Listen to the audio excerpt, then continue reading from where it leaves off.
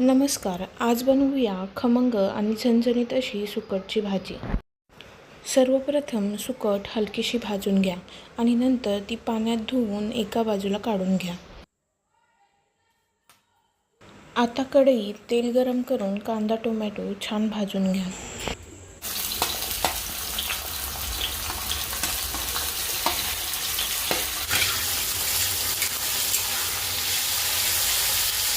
यामध्ये हळद मीठ ॲड करूया.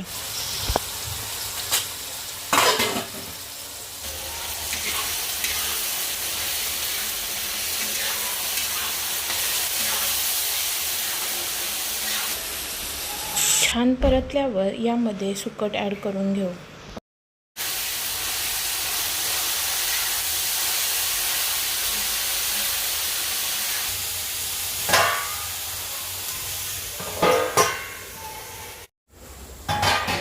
आता सुकट छान वाफलेली आहे. त्यामध्ये कोथिंबीर आणि घरचा मसाला ॲड करून परतून घेऊया.